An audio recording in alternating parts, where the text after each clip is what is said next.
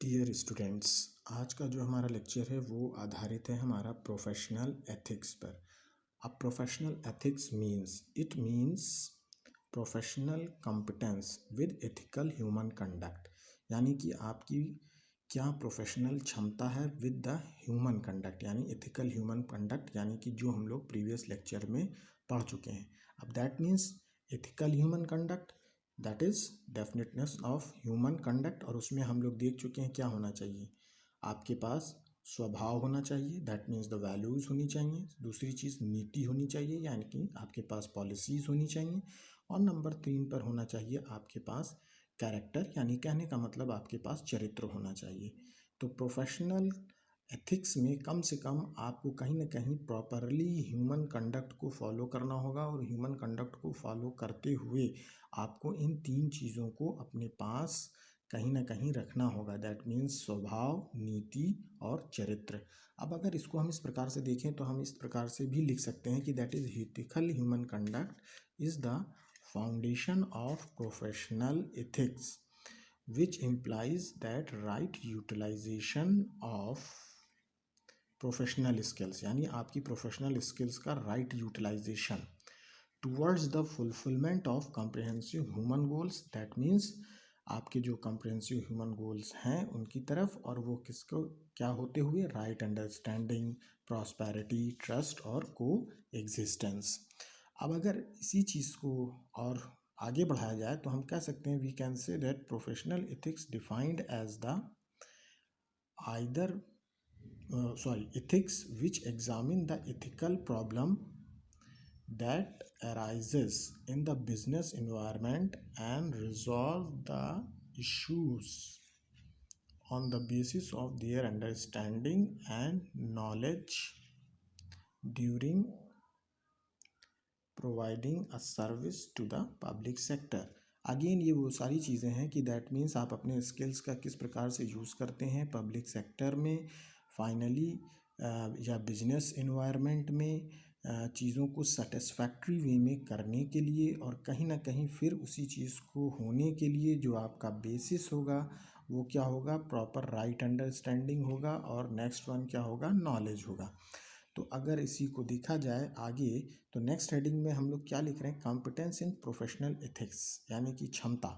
Professional ethics में क्या क्षमताएं होनी चाहिए। The salient features characterising the competence can be summarised as follows. Number 1 क्या होना चाहिए, clarity about comprehensive human goal, यानी कि ह्यूमन गोल्स को लेकर आपके अंदर क्या होनी चाहिए, क्लैरिटी होनी चाहिए। अब अगर क्लैरिटी होनी चाहिए तो इसके भी कुछ पार्ट्स हैं जो हमको देखना पड़ेगा, दैट मीन्स नंबर ए पे मैंने इसी वजह से लिख दिया समाधान। समाधान मतलब it should comes from right understanding, because once it disturb it creates disharmony with others human beings as well as rest of nature, so relation always required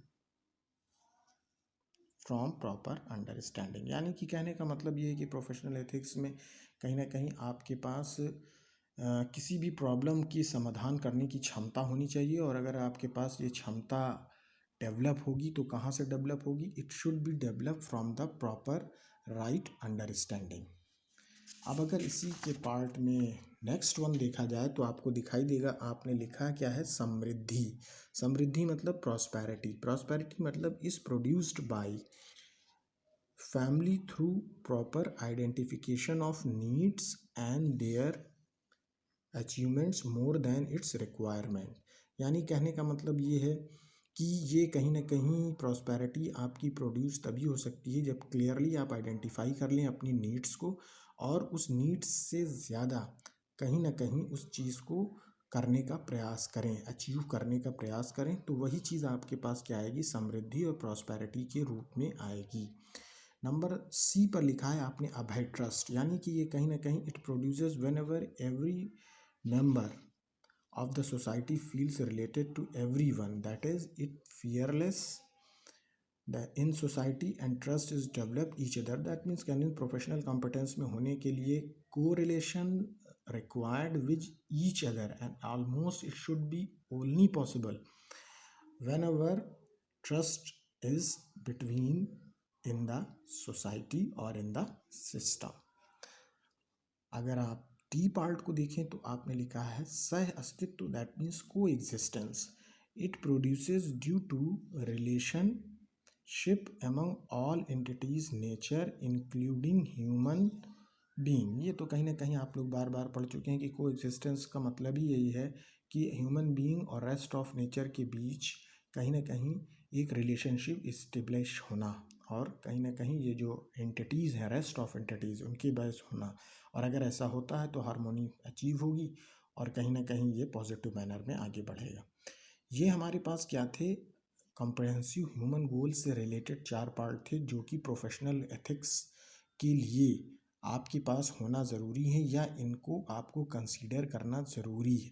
अब आते हैं नंबर 2 पार्ट में. नंबर 2 पार्ट में confidence in one self, that means it will based on the right understanding of one self and rest of existence. यानी आपके अंदर confidence develop होना चाहिए और कहीं ना कहीं वो कॉन्फिडेंस कहाँ से, one self to the rest of existence, यानी कि एक से दूसरे में ट्रांसफ़र. यानी कहने का मतलब आप में भी और रेस्ट ऑफ एग्जिस्टेंस में भी, जो रेस्ट ऑफ चीज़ें हैं उसमें भी कहीं ना कहीं ये कॉन्फिडेंस दिखाई देना चाहिए. नंबर 3 पर आपने लिखा है mutual fulfilment behaviour, clarity and confidence in ethical human conduct. यानी कहीं ना कहीं आपके एथिकल ह्यूमन कंडक्ट, जो ह्यूमन कंडक्ट की हम लोग बात कर चुके हैं पहले या पिछले लेक्चर में, वो कहीं ना कहीं फुलफिल होना चाहिए आपके बिहेवियर में. और नंबर 4 पार्ट है mutually enriching interaction with nature, that means ability to assess the needs for physical facilities for the family. यानी फैमिली के लिए फ़िज़िकल फैसिलिटीज़ को एसेस करना, इसकी एबिलिटी डेवलप होनी चाहिए. एंड देयर फुलफिलमेंट, उसका फुलफिलमेंट करना होना चाहिए through production system ensuring harmony in nature. तो कहीं ना कहीं ये इंश्योर करेगा हारमोनी इन नेचर को. तो यानी कहने का मतलब ये एबिलिटीज़ जो आपको दिखाई जा रही हैं, ये प्रोफेशनल एथिक्स में आपके पास ये एबिलिटीज़ का होना बहुत ज़रूरी है. ठीक है, ओके, थैंक यू.